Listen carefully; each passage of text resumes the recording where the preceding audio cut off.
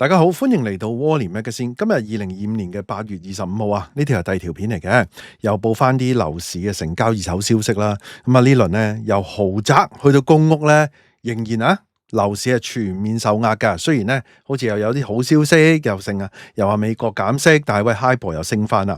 嗱，火炭嘅星海提案呢，記唔記得呢個啊？原來咧呢度咧有45%嘅業主係咧新香港人或者係內地人嚟噶。咁啊4年蝕6球咁多，咁啊另外咧西貢嘅日龍苑咧兩房劈價110幾萬啊，仲要咧創咗屋苑嘅新低添。另外一個好出名，我成日都報嘅星連海啊，8年咧輸4成咁多。錦繡花園咧好少少啊，險守1萬。咁啲人話調翻轉，點解咁貴嘅咧？咁樣咁啊，另外有一個咧就係咧公屋。又係咧好平咁樣買啦。好啦，咁啊一於去片同大家咧詳細報道呢啲個案同埋討論啦。喺開始之前，希望大家免費訂閱我頻道 ，subscribe 我 channel，comment like 同埋 share 埋俾你朋友啊。如果可以嘅話咧，免費 join 埋我 Patreon 作為後備。行有餘力嘅話咧，可以喺 Patreon 嗰度咧每個月請我飲咖啡嘅噃。另外咧，我有個最高級別嘅會員，咁啊有額外嘅內容啊，敏感嘅議題同埋一啲付費嘅內容俾大家嘅。多謝大家。好啦，講第一單先啦，咁就係 Yahoo 財經嘅報道啊，佢引述翻 AA Stock 啦，咁啊其實咧就係呢個火炭嘅星海提案3房嘅，咁啊呢個咧以1280萬易手，原業主咧持貨4年啫，咁啊勁蝕6球啦。嗱，新進屋苑咧頻頻錄得二手大幅度蝕讓嘅個案噶，中原嘅呢個張萬軍去表示啦，火炭嘅新進屋苑咧叫做星海提案啦。叫親提案我都有啲驚係嘛，恒大嗰個改做提案啊，哇蝕到爆啊，跟住又話咩劈6成埋新樓喎，咁啊當然啦佢爭人錢啦係嘛，咁啊但係咧呢啲一樣噶，都係大陸人嘅即係中意呢啲樓。嗱最新咧錄得咧第2座中層 F 室嘅成交，單位實用面積係774平方尺，3房啊連埋套房連埋儲物間嘅間隔嘅，咁啊開價咧1300萬啦，最終以1280咧承接，都唔係劈佢好多啫，尺價咧16537蚊。誒其實唔係唔係好平嘅啫，16000啟德都賣到咁滯噶咯。啟德平嗰啲單位都有16000噶，咁啊呢度咧話住咗4年，咁啊都仲要咁貴嘅，係買俾邊個咧？原來分支家庭。嗱，據了解咧，頭先講啦，即係分支家庭買啦，新買家係見到屋苑嘅位置方便啦，咁啊單位間隔合用，咁啊即使咧就承接呢個單位收租添啊，用嚟收租啦。咁啊據了解咧，原業主啊，2021年咧以1881萬購入嘅單位啊。真係大鑊啊！呢個咧高位入，2021年1800幾，持貨4年啦，是次咧帳面咧輸成6球添啊，601萬啦，單位期內咧貶值32%，咁呢個貶值就係正常價錢貶值，我諗可能係依家咧呢輪啊所謂嘅回暖咗少少啦。咁啊仲有一樣嘢想講，半新盤咧其實咧輸得犀利嘅原因係因為咧。你新樓買咧一手咧，佢有個日價喺度啊，直接同發展商買。而咧，當你咧變咗你買咗之後咧，嗰個日價咧即刻就驅散咗噶。其實唔止呢個噶，我見到另外 Novoland 都係噶，即係呢1-2年買咗咧，又係咧輸10幾個%咁樣噶。仲有咧呢個屋苑咧就即係大陸人比較中意啦，即係因為佢嗰個之前明報有講啦，唔係明報 ，sorry， 明報有講嘅，我記得 Yahoo 財經都有講，佢有一輪咧係賣啊，係好似成7-8成係大陸人買嘅，即係可能有一期單啦，咁啊即係整體嚟講咧，嗰個比例啊，成個屋苑嘅比例，個新香港人或者內地人咧係佔咗4成至5成啊，一半呢個群體，咁啊即係啟德咧係咪仲勁過佢咧？同啟德有得揮咧係嘛？嗱，好啦，講第二單係 AM730嘅報道啊，呢度咧就係西貢嚟嘅。嗱，西貢咧低密度嘅屋苑蝕讓情況咧持續噶啦，咁啊造價咧更屢創新低添。我見到有啲即係啲獨立屋嗰啲咧，海邊嗰啲咧蝕得好勁啊，真係都係。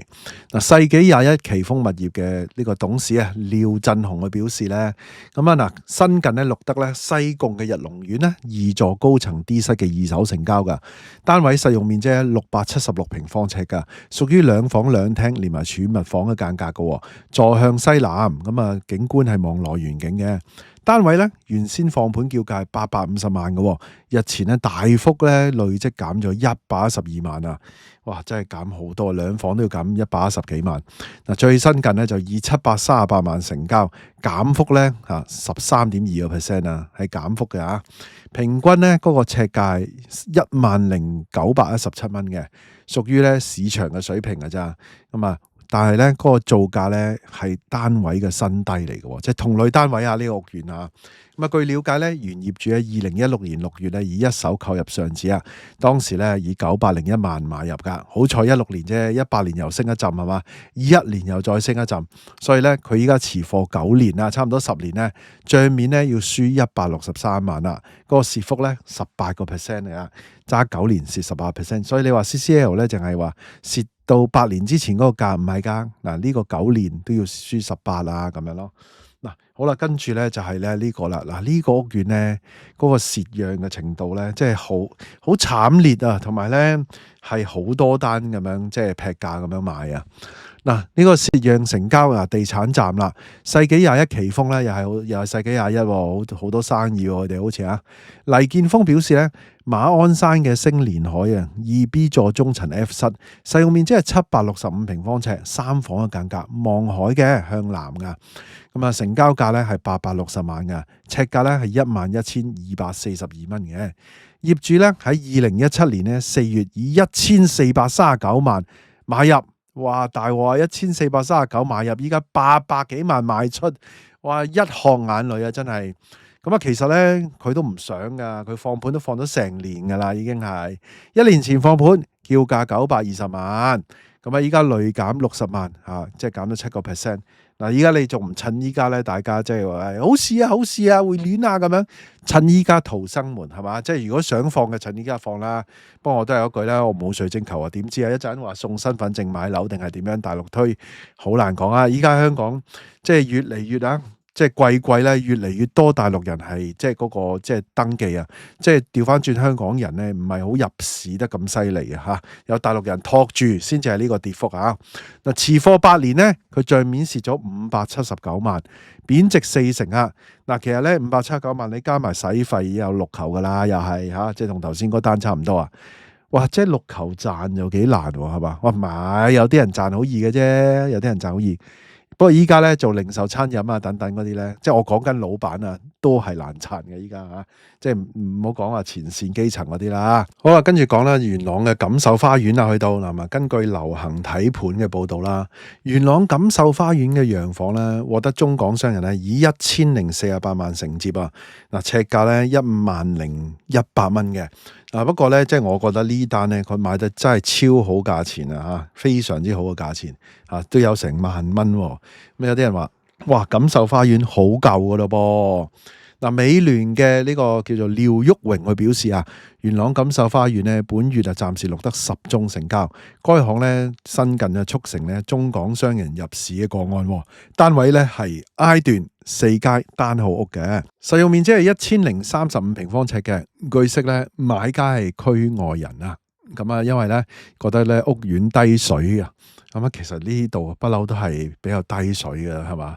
咁我覺得嗰度好似都一般般咁樣，好熱啊，好曬啊，即係出嚟咁樣。當然啦，好多人或者話揸車啊成啊，但係有時行出嚟咧都係一個即係嗰個感覺都係幾辛苦嘅感覺上啊。而且咧最主要係咩啊？好舊啊，好舊啊！呢個屋苑已經好耐噶啦。喂，呢個屋苑有冇差唔多有冇50年啊？可能都有噶咯，有50年噶啦。嗱，佢話咧未來咧具發展潛力喎。具咩發展潛力咧？係咪回收咧？係嘛？即係亂寫定係咩咧？我真係唔知啦。嗱，議價之後咧，以1048萬購入單位作收租之用嘅，尺價咧係10,126蚊嘅。資料顯示咧，原業主咧唔係好耐之前買入噶啦，1995年當時以328萬咧購入單位，持貨30年啦。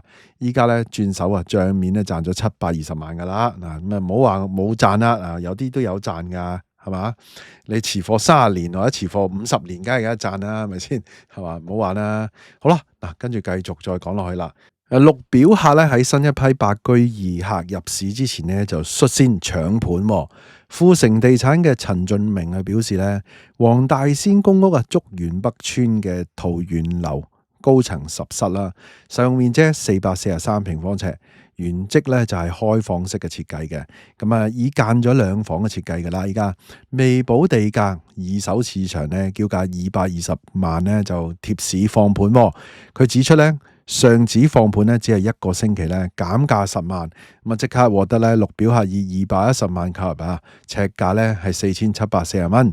原業主咧以1999年咧僅以25萬咧向房署購入嗰個單位，帳面咧就賺咗185萬。資料顯示咧，同座嘅同室單位咧，2019年咧成交價達到300萬嘅，依家咧就平咗30%。咦？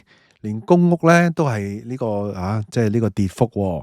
不過2019年啊就唔係高峰即係唔係21年嗰啲位啊，18都高過19噶咁啊，所以咧就應該都係追平嗰個私樓嗰種嘅走勢喎，都幾有趣啊呢件事。嗱，今集提一提大家咧，全部都唔係凶宅，亦都唔係遺產，什麼唔齊契，更加咧唔係銀主盤啊，因為咧有一紮銀主盤啊。多得滯啊！我都即係平時我都會攝2隻3隻，咁啊依家就多咗銀主盤，同埋依家多咗啲個案，咁啊同大家報咗，咁啊太長條片啦，不如我就咧擺下一集咧，另外一集咧同大家講一啲銀主盤蝕讓個案啦。大家都聽到嚟呢度啦，希望大家 like 埋呢條片啦 ，share 埋俾朋友，記得未 subscribe 嘅要 subscribe 埋啊！可以嘅話 join 埋我 Patreon啦，多謝收看，拜拜。